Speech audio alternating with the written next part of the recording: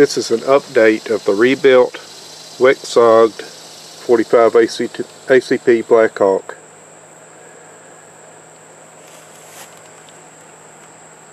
Now previously I had a zip tie on the front as a makeshift front sight, and I also had no ejector rod assembly.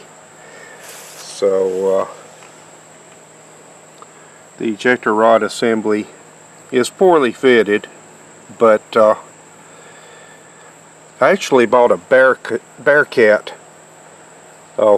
ejector rod assembly, ejector rod and shroud, because it was cheap, brand new but cheap, under $10, and it's steel, unlike most Blackhawk ejector rod shrouds. The rods themselves are steel, but most Blackhawk ejector rod shrouds are aluminum, and the steel is nicer.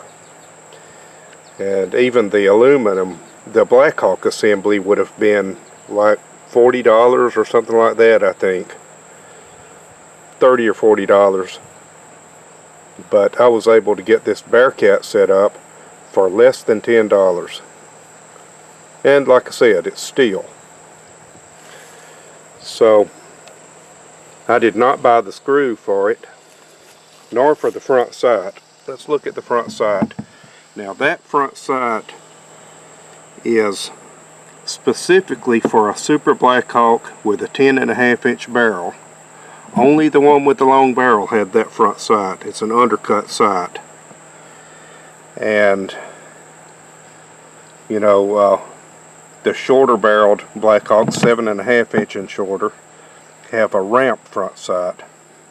But this was cheap too. It was about $8. And again, I did not buy the proper screw for it, because the screw was about $2.50 for that one and $2.50 for this one. And it didn't even specify the diameter and thread pitch. So I didn't want to guess at it, because I needed to buy a tap so that I could tap the hole, drill and tap the hole. Needed to buy a tap and the proper size drill bit. And I went ahead and bought several of them, because I'll need them again, I'm sure.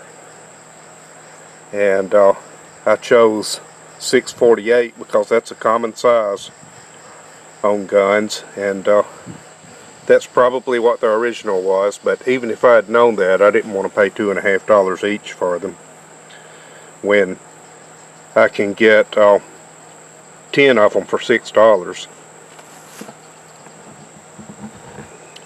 So there it is.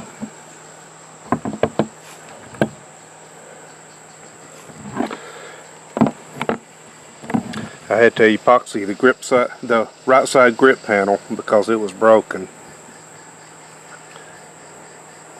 I've fired about 60 shots through it so far, and I haven't done an actual accuracy test, but I'll do that soon. But it's plinking level accuracy. You know, I can shoot 10 cans at 25 yards anyway. And so that's all I want to be able to do with it anyway. You know, the more accurate the better, obviously. But so far it's working for what I want it to do.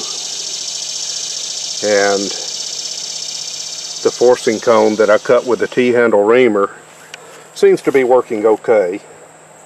And it'll wear in. And speaking of wearing in, one thing that I did discover was the hole in the frame here for the ejector rod is too large to capture the Bearcat spring. So I had to modify a washer and put it in there to work. And it turns out that it's kind of binding a little bit, but it's no big deal, because there's a term that I learned from my jeeping days, which are not over, but my more serious jeeping days anyway, and that term is self-clearance. And it works in gunsmithing too.